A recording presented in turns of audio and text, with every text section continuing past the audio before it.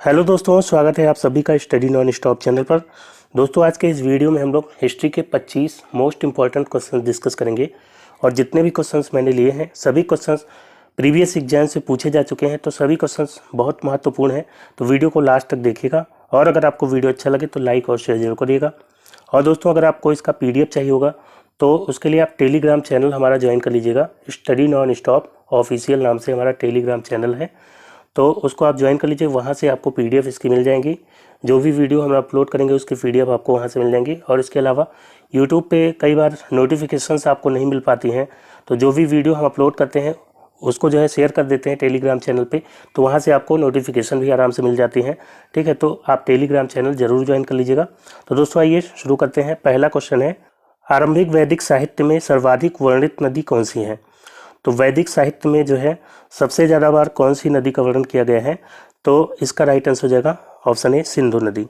सिंधु नदी जो कि ऋग वैदिक काल की बात करते हैं, तो इसमें जो है बहुत इंपॉर्टेंस रखती थी और इसी कारण से इसका जो है ऋग्वेद में सबसे ज़्यादा बार उल्लेख हुआ है। और इस नदी को जो है वैदिक काल में किस नाम से जानते थे? तो हिरण्य नाम से जानते थे। ठीक है, हिरण्य नाम से सिंधु नदी को जाना जाता था। तो यहाँ पे राइट आंसर क्या हो जाएगा? ऑप्शन ए, सिंधु नदी। अगला क्वेश्चन है, वैदिक नदी अस्किनी की पहचान निम्नांकित नदियों में से किस एक के साथ की जाती है? तो अस्किनी के नाम से किस नदी को जानते थे? तो इसका राइट आंसर हो जाएगा, अस्किनी जो है चिनाव को कहते थे। ठीक है, वैदिक काल में चिनाव नदी को क्या कहते थे? अस्किनी कहते थे।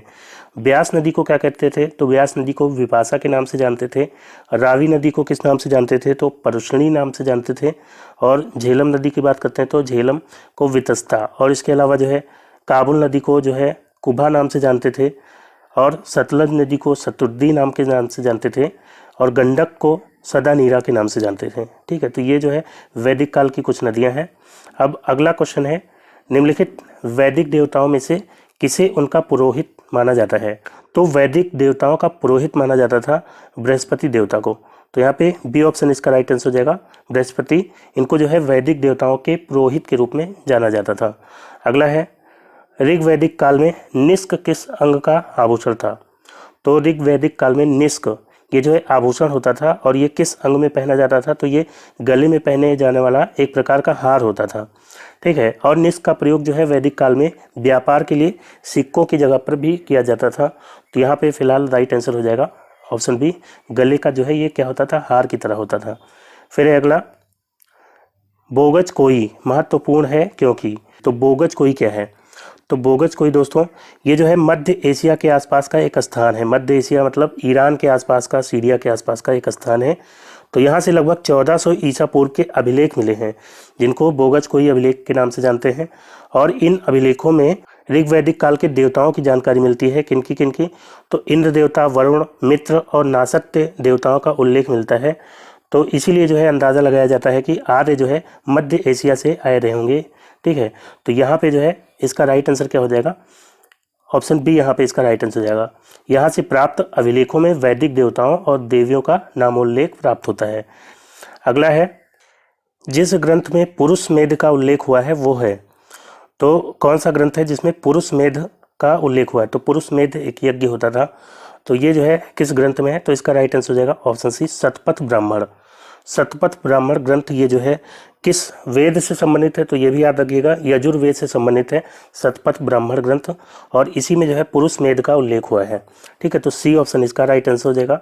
फिर है, गोत्र शब्द का प्रयोग सर्वप्रथम कहाँ हुआ है? तो गोत्र का प्रयोग सर्वप्रथम कहाँ हुआ है? तो गोत्र का अर्थ होता है गोष्ठ। गोष्ठ जो है यहाँ पे पूरे कुल का गोधन पाला जाता है। गोधन मतलब गाय वंश से जितने भी गाय बछड़े मतलब जो भी हो गए, तो ये जो है यहाँ पे पाले जाते थे, इसी को कहते थे गोत्र। ठीक है, तो गोत्र शब्द का प्रयोग सर्वप्रथम कहाँ हुआ है? तो इसका प्रयोग सर्वप्रथम जो है ऋग्वेद में किया गया है। तो बी ऑप्शन इसका राइट आंसर हो जाएगा, ऋग्वेद में। अगला है, प्रसिद्ध 10 राजाओं का युद्ध किस नदी के तट पर किया गया था? तो 10 राजाओं का युद्ध जो है ये वैदिक काल से संबंधित है, जिसको 10 राज युद्ध के नाम से जानते हैं। और ये किस नदी के किनारे लड़ा गया था? तो ये पुरुषणी नदी के किनारे लड़ा गया था, जिसको अब जो है किस नाम से जानते हैं? रावी नदी के नाम से। ठीक है, तो रावी नदी या पुरुषणी नदी के किनारे जो है ये युद्ध लड़ा गया था। और याद रखिएगा इसमें कौन जीता था? 10 राजा थे, लेकिन जीता कौन था वो याद रखिएगा, राजा सुदास जो है इसमें जीते थे। फिर है, निम्नलिखित जनजाति में से कौन ऋग्वैदिक आर्यों के पंचजन से संबंधित नहीं है। तो जो ऋग्वैदिक आर्य होते थे इनमें जो है पंचजन होते थे। पंचजन कौन कौन से होते थे? तो यदु होते थे, दुध्यु होते थे और पुरु होते थे और अनु और तुर्वसु। ठीक है, ये पंचजन होते थे, यदु, दुध्यु, पुरु, अनु, तुर्वसु। लेकिन उसमें कौन नहीं होते थे? तो किकट नहीं होते थे। तो यहाँ पे राइट आंसर क्या हो जाएगा? ऑप्शन डी, किकट नहीं होते थे। फिर है प्राचीन काल में आर्यों के जीविकोपार्जन का मुख्य साधन क्या था? तो अगर बात करते हैं आर्यों के जीविकोपार्जन की, तो ये जो है शुरुआत में खानाबदोश और शिकारी जीवन जीते थे। यानी ज़्यादातर इनका जो जीवन रहता था अस्थायी होता था। खेती का महत्व तो इनके लिए ना के बराबर होता था। ठीक है, तो यहाँ पे राइट आंसर क्या हो जाएगा? ऑप्शन बी जो है शिकार, इसका राइट आंसर हो जाएगा। शिकारी और खानाबदोश जीवन जीते थे प्राचीन काल में, लेकिन उत्तर वैदिक काल में आर्यों के स्थायी जीवन के भी साक्ष्य मिलते हैं। ठीक है, तो यहाँ पे फिलहाल शिकार इसका राइट आंसर हो जाएगा। अगला है ऋग्वेद में उल्लिखित यो शब्द किस कृषि उत्पाद हेतु प्रयोग किया गया है? तो यो जो है ये किसके लिए प्रयोग करते थे? जौ के लिए, या चना, या चावल, या गेहूँ? तो ऋग्वैदिक काल में यो का प्रयोग किया जाता था जौ के लिए। ये ऑप्शन यहाँ पे राइट आंसर हो जाएगा, जौ। अगला है वैदिक युग में प्रचलित लोकप्रिय शासन प्रणाली क्या थी? तो अगर हम बात करते हैं वैदिक युग में शासन प्रणाली की, तो ज़्यादातर शासन प्रणाली कैसी थी? वंश के आधार पर होती थी। राजा जो है वंश के आधार पर बनता था। तो यहाँ पे राइट आंसर हो जाएगा ऑप्शन डी, वंश परंपरागत राजतंत्र। ठीक है, कहीं कहीं पर जनता द्वारा भी चुनाव के उदाहरण मिलते हैं, लेकिन ज़्यादातर वंशानुगत तरीके से जो है राजतंत्र चलता था। तो इसलिए डी ऑप्शन इसका राइट आंसर हो जाएगा। फिर है अगला, वैदिक युग में सभा किसको कहते थे?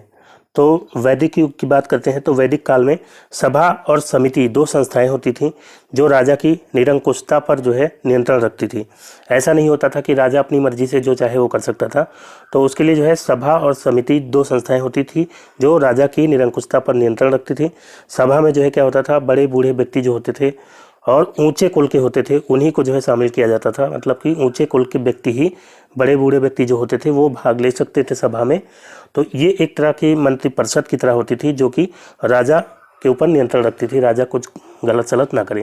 तो यहाँ पे राइट आंसर क्या हो जाएगा? ये मंत्रिपरिषद की तरह थी। सी ऑप्शन इसका राइट आंसर हो जाएगा। फिर अगला है, किस वेद में सभा और समिति को प्रजापति की दो पुत्रियां कहा गया है? तो सभा और समिति को प्रजापति की दो पुत्रियां कहा गया है अथर्ववेद में। ठीक है, तो डी ऑप्शन इसका राइट आंसर हो जाएगा, अथर्ववेद। फिर अगला है, आयुर्वेद अर्थात जीवन का विज्ञान का उल्लेख सर्वप्रथम कहाँ मिलता है? तो आयुर्वेद या जीवन का विज्ञान मतलब चिकित्सा विज्ञान से संबंधित जो है उल्लेख किस वेद में मिलता है बताना है यहाँ पे। तो इसका राइट आंसर हो जाएगा ऑप्शन डी, अथर्ववेद। तो अथर्ववेद इसमें जो है आयुर्वेद, रोग निवारण और इसके अलावा जादू टोना से भी संबंधित जो है जानकारियाँ अथर्ववेद में मिलती हैं। तो डी ऑप्शन इसका राइट आंसर हो जाएगा। फिर अगला है, निम्नलिखित में से किसे ऋग्वेद में युद्ध का देवता समझा जाता था? तो युद्ध का देवता जो है किसको कहते थे? तो ऋग्वेद में इंद्र को सबसे प्रतापी देवता के रूप में वर्णित किया गया है और ये जो है वैदिक काल में सबसे ज़्यादा लोकप्रिय देवता भी माना जाता था।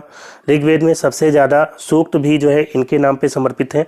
कितने? 250 सूक्त जो है इनके लिए हैं, इंद्र के लिए।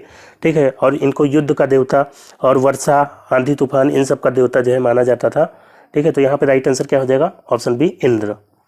फिर अगला है, गायत्री मंत्र किस पुस्तक में मिलता है? तो गायत्री मंत्र की बात करते हैं तो ये जो है मिलता है ऋग्वेद में।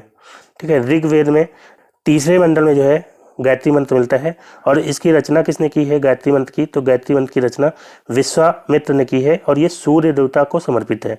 ठीक है, गायत्री मंत्र किसको समर्पित है? सूर्य देवता को। रचना की है विश्वामित्र ने और ऋग्वेद के तीसरे मंडल में इसका उल्लेख मिलता है।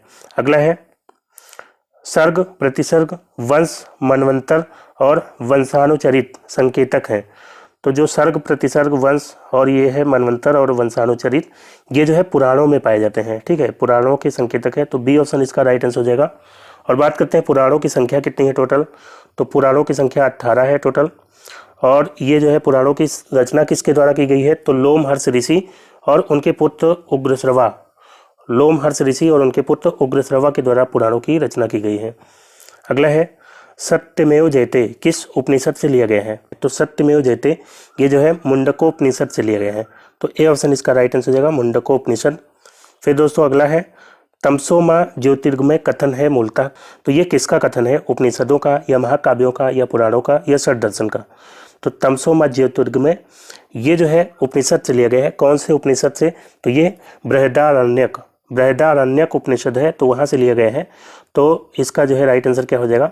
ऑप्शन ए, उपनिषदों का जो है ये कथन है। ठीक है, इसका मतलब होता है अंधकार से प्रकाश की ओर। फिर अगला है, ऋग्वेद की मूल लिपि थी। तो ऋग्वेद की मूल लिपि क्या थी? तो ऋग्वेद जो है ब्राह्मी लिपि में लिखा गया था। तो डी ऑप्शन इसका राइट आंसर हो जाएगा। मूल लिपि जो है क्या थी? ब्राह्मी। और ऋग्वेद में कितने मंडल हैं? तो मंडल है इसमें टोटल 10। और इसमें कितने सूक्त हैं? तो 1028 सूक्त हैं। और जो ऋग्वेद पढ़ते हैं, पढ़ने वाले ऋषि को क्या कहते हैं? तो ऋग्वेद पढ़ने वाले ऋषि को कहते हैं होत्र। ठीक है, होत्र कहते हैं। अगला है, अवेस्ता और ऋग्वेद में समानता है। अवेस्ता किस क्षेत्र से संबंधित है?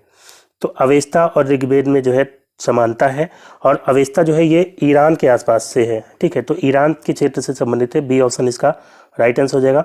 और अवेस्ता और ऋग्वेद में समानता होने के कारण ही अवेस्ता को भी जो है आर्यों की सभ्यता से संबंधित माना जाता है। तो यहाँ पे बी ऑप्शन इसका राइट आंसर हो गया। फिर अगला है, ऋग्वैदिक काल के प्रारंभ में निम्न में से किसे महत्वपूर्ण मूल्यवान संपत्ति समझा जाता था? तो ऋग्वैदिक काल के प्रारंभ में महत्वपूर्ण संपत्ति के रूप में समझा जाता था गाय को।